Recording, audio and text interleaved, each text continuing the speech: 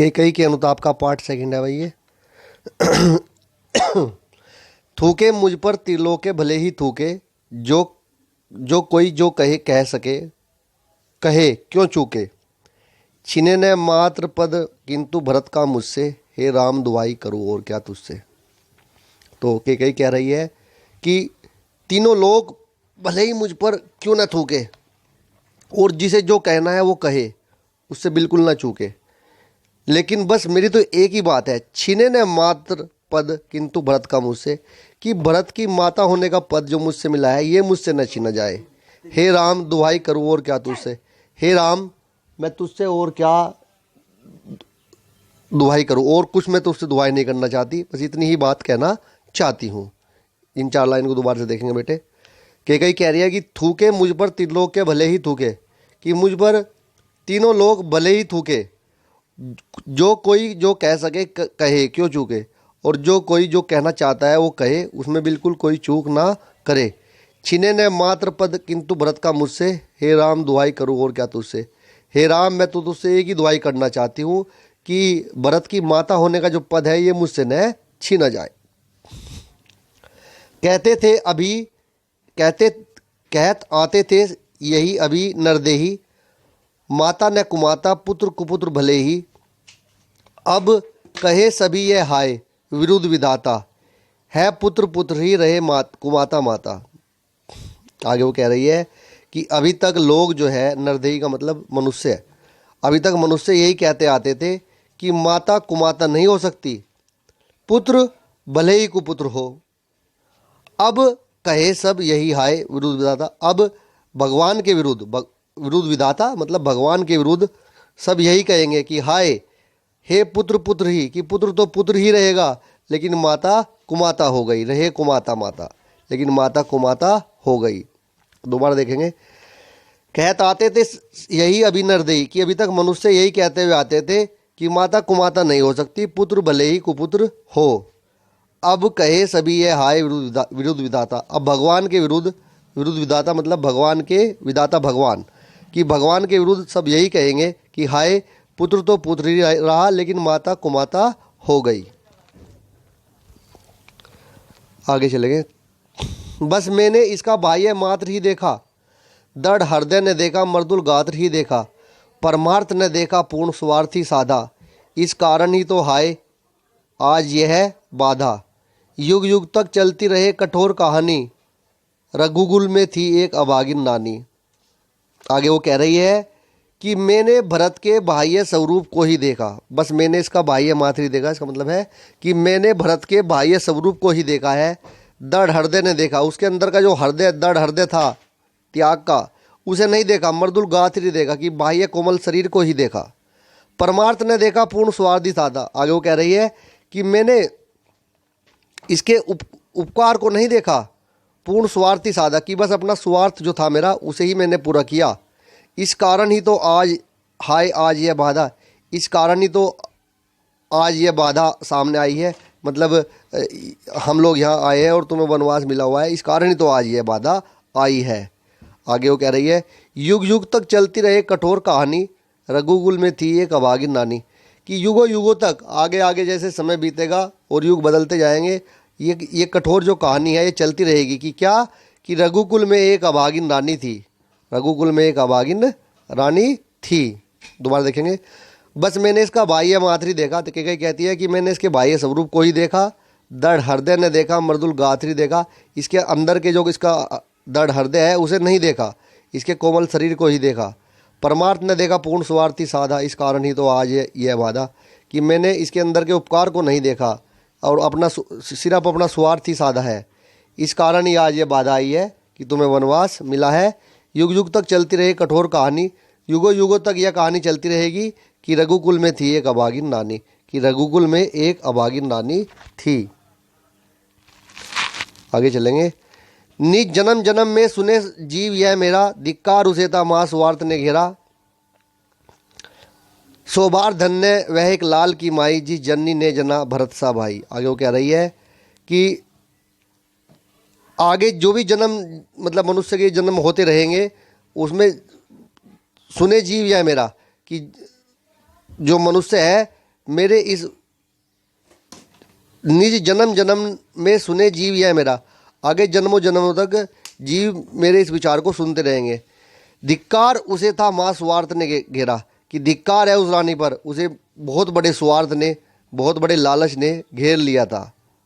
ठीक है, आगे बोलते हैं, बीच में बोलता है कोई सभा बोलते हैं, 100 बार धन्य एक लाल की माई, जिस जननी ने जना भरत सा भाई, पागल सी प्रभु के साथ सभा चिल्लाई। बीच में सभा बोलती है, एकदम बीच में सभा के लोग जो बैठे हुए होते हैं वे कहते हैं कि 100 बार धन्य, 100 बार धन्य, कि वो माता 100 बार धन्य है कि जिसने भरत जैसे भाई को जन्म दिया। पागल सी प्रभु के साथ सभा चिल्लाई, पागलों की तरह प्रभु के साथ, प्रभु श्री राम के साथ पूरी सभा चिल्लाई। 100 बार धन्य है एक लाल की माई की, 100 बार धन्य है उस लाल की माता जिसने भरत जैसे पुत्र को जन्म दिया। हाँ लाल, उसे भी आज गंवाया मैंने, विकराल कुयस यहाँ कमाया मैंने। निज स्वर्ग उसी पर वार दिया था मैंने, हर तुम तक से अधिकार लिया था मैंने। आगे क्या कहती है कि हाँ लाल, हाँ लाल, हाँ लाल, उसे भी आज कि मेरा तो एक ही लाल था, एक ही पुत्र था, उसे भी आज मैंने खो दिया। और विकराल कुयस, कुयस का मतलब अपकीर्ति, मतलब बुराई, और बहुत बड़ी बुराई ही मैंने यहाँ कमाई। निज स्वर्ग उसी पर वार दिया था मैंने, कि मैंने अपनी हर सुख सुविधा, स्वर्ग का मतलब मैंने अपनी हर सुख सुविधा उसी पर नौछावर कर दी थी। हर तुम तक से अधिकार लिया था मैंने, और तुम्हारा जो अधिकार था वो भी मैंने उससे मैंने ले लिया था उसके लिए। पर वही आज वह दीन हुआ रोता है, कि वही मेरा पुत्र आज दीनों की तरह, दुखियों की तरह रोता है। वही पुत्र मेरा आज दीन दुखियों की तरह रोता है। संकित सबसे दरत हरिण तुल्य होता है। और संकित, संकित का मतलब है शंकाओं से घिरा हुआ। धरत, धरत का मतलब पकड़े हुए, हरिण तुल्य, हिरण के समान, कि जिस तरह के अगर किसी हिरण को हम पकड़ ले और वो शंकाओं से घिरा हुआ देखता रहता है, इसी तरह वह भी, मेरा पुत्र भी आज एक पकड़े हुए हिरण के समान शंकाओं से घिरा हुआ है। श्रीखंड आज अंगार चंड है मेरा। श्रीखंड, श्रीखंड का मतलब होता है चंदन, कि जो मेरा पुत्र चंदन के समान था, अंगार चंड, कि वह भी आज एक जलते हुए अंगारे के समान दिखाई दे रहा है। कि मेरा पुत्र जो चंदन के समान कभी दिखाई देता था, आज वो जलते हुए अंगारे के समान दिखाई दे रहा है। तो इससे बढ़कर कौन दंड है मेरा? बताओ, इससे बड़ा दंड मेरे लिए और क्या हो सकता है? बताओ, इससे बड़ा दंड मेरे लिए और क्या हो सकता है? पटके मैंने पद पानी मोह के नद में, जन क्या क्या नहीं करते नहीं स्वप्न में मद में। हाँ दंड कौन उसे हाँ दंड कौन क्या उसे डरूंगी अब भी, मेरा विचार कुछ दया फूनो तब भी। कि वो कह रही है पद पानी, पद का मतलब होता है आपका पैर, पानी का मतलब हाथ। तो पैर हाथ, कि मैंने अपने हाथ पैर या पैर हाथ कुछ ही कह लो भाई, दोनों आगे पीछे करके, कि पटके मैंने पद पानी मोह के नद में। मोह के नद, नद एक किस्म से तालाब को कह सकते हैं, कि मोह रूपी तालाब में मैंने अपने हाथ पैर जो हैं वे मोह रूपी तालाब में पटक दिए। जन क्या क्या करते नहीं स्वप्न में मद में, कि लोग तो सपने में और नशे में क्या क्या नहीं करते। हाँ दंड कौन क्या उससे डरूंगी अब भी, अब मेरे लिए और क्या दंड हो सकता है और उससे मैं क्या डरूंगी। मेरा विचार कुछ दयापूर्ण हो तब भी, मेरा विचार अगर कुछ, ये जो मैंने विचार रखे हैं अगर इनमें कुछ दया है, दया है तो भी। आगे कह रही है, हाँ दया हंत वह घृणा अह वह करुणा। वो कह रहे हैं कि दया, घृणा और करुणा ये सब मेरे लिए जो है वैतरणी सी है आज जहानवी वरना। वैतरणी कहते हैं नरक की एक नदी जिसमें पापे को डाला जाता है, उसे वैतरणी कहते थे नरक की नदी को। जहानवी वरना, कि वह भी गंगा नदी के समान दिखाई दे रही है। कि मेरे लिए जो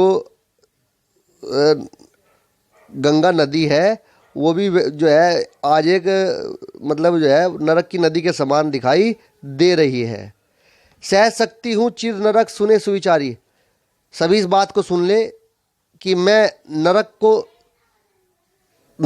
को बर्दाश्त कर सकती हूँ, सह सकती हूँ, पर मुझे स्वर्ग की दया दंड से भारी। अगर तुम मुझे दया के रूप में स्वर्ग दोगे तो वो मेरे लिए दंड से भी बड़ी है, वो मेरे लिए दंड से भी बड़ी है। लेकर अपना यह कुलिस कठोर कलेजा। कुलिस का मतलब होता है आपका वज्र के समान, वज्र को कुलिस बोलते हैं बेटा। तो मैं वज्र के समान अपना एक कठोर कलेजा लेकर, अपना एक कुलिस कठोर कलेजा, मैंने इसके लिए ही तुम्हें वन भेजा। कि मेरा ये जो एक वज्र के समान कठोर कलेजा है, मैंने इसी के लिए तुम्हें वन को भेजा था। घर चलो इसी के लिए न रूठो अब यूँ, कुछ और कहूँ तो उसे सुनेंगे सबको। अब इसी के लिए अब तुम जो है घर चलो, इस प्रकार नाराज मत हो। कुछ और कहूँ तो उसे सुनेंगे सब क्यों। अगर मैं कुछ और कहना चाहूँ तो उसे सब क्यों सुनेंगे। मुझको यह प्यारा और इसे तुम प्यारे, मेरे दुगने प्रिय रहो न मुझसे न्यारे। कि वो कह रही है, कई कह रहे हैं कि मुझको तो ये भरत प्यारा है और तुम भरत को प्यारे हो, मेरे दुगने प्रिय रहो। इस प्रकार तो तुम मेरे दुगने प्रिय होगे और तुम तो मेरे दुगने प्रिय होगे, तो मुझसे दूर मत रहो, मुझसे रहो न मुझसे न्यारे, मुझसे दूर मत रहो। मैं उसे न जानूं किंतु जानते हो तुम, अपने से पहले से मानते हो। भाई तुमने अभी कहा कि मैं तो भरत को जानती नहीं, किंतु तुम इसे जानते हो और अपने से पहले इसे मानते हो तुम भ्राताओं का प्रेम परस्पर जैसा, यदि यह सब पर यो प्रकट हुआ है वैसा, तो पाप दोष भी पुण्य तोष है मेरा।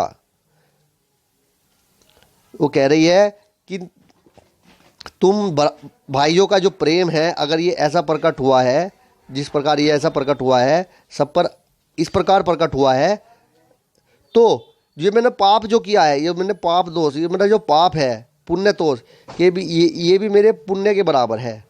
अगर मैंने ये जो पाप, तुम भाइयों का जो प्रेम है, अगर ये सब पर ऐसा ही प्रकट हुआ है, तो मैंने जो पाप किया है कि ये मेरे क्या के समान है, पुण्य के समान है। मैं रहूं पंकिला, पदम कोश है मेरा, कि मैं तो कीचड़ हूँ। पदम कोश है मेरा, कि मैं तो कीचड़ हूँ। पदम कोश का मतलब होता है कमल का जो बीज कोश होता है, कमल से जो निकलता है, कि मैं तो कीचड़ हूँ पर मेरा जो पुत्र है ये कमल के समान है।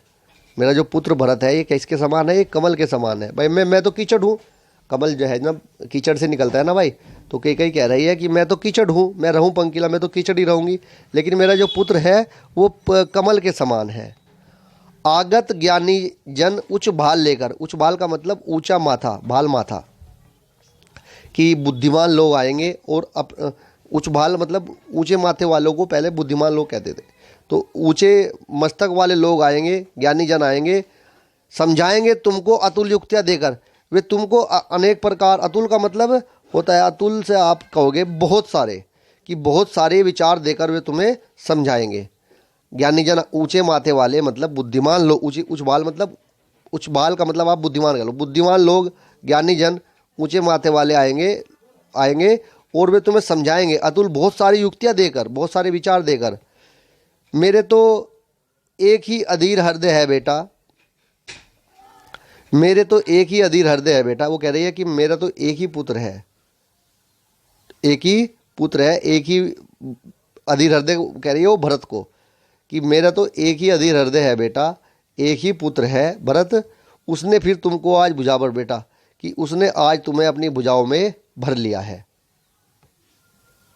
ठीक है भाई, तो ये लेसन आपका ख़त्म हो गया है। इसका अगला लेसन स्टार्ट करेंगे कल।